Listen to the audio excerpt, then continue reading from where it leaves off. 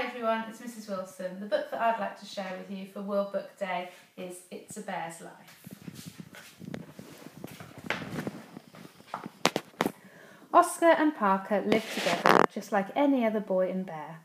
But Parker couldn't help feeling he wasn't a very lucky bear. He liked playing, but not when it hurt.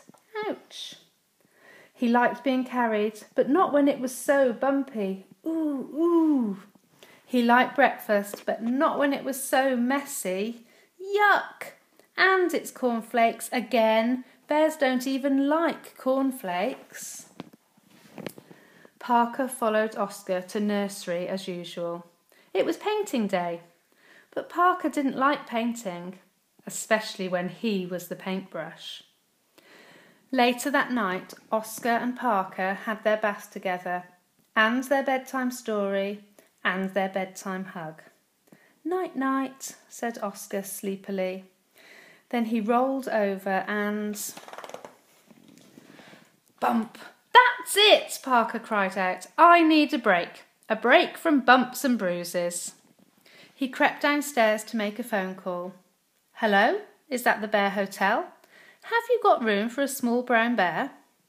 He packed his bag as quietly as he could and found a pen to write a note. "Dear Oscar, gone on holiday, love from Parker." And then he left, closing the front door quietly behind him.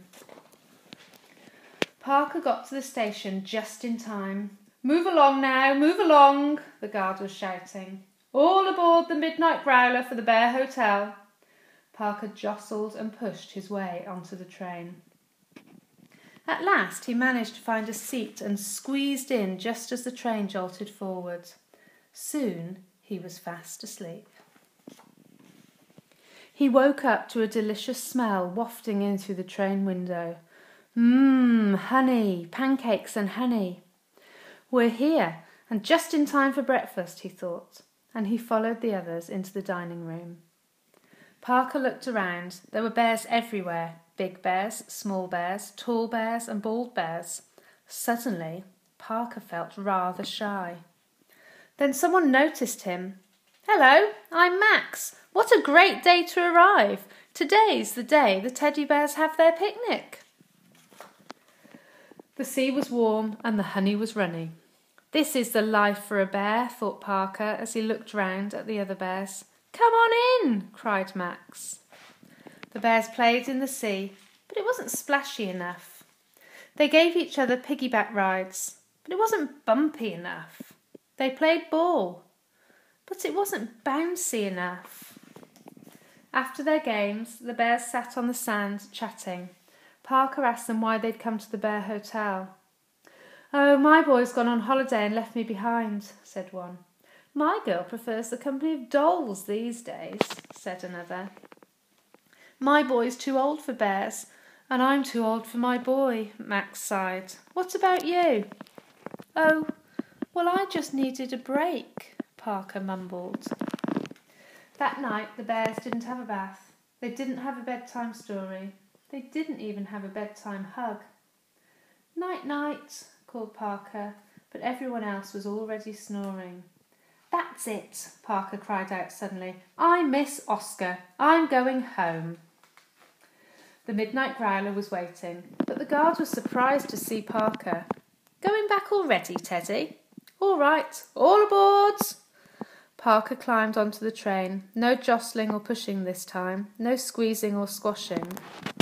Parker stretched out, smiled, and was soon snoozing. Oscar was asleep when Parker pushed open the bedroom door. "Hello, Oscar," he said quietly. "I'm home." "What's that?" said Oscar drowsily. Then he leapt out of bed. "Parker," he shouted, hugging him tightly. "I've missed you so much. I had no one to play with, no one to paint with, and... Oh, don't go away without me again." Oscar and Parker lived together just like any other boy and bear. But now Parker can't help thinking he's a pretty lucky bear. Whee! Parker likes playing, even if it does hurt a little bit. Ouch! Parker likes being carried, even if it is a bit bumpy. ooh, ooh.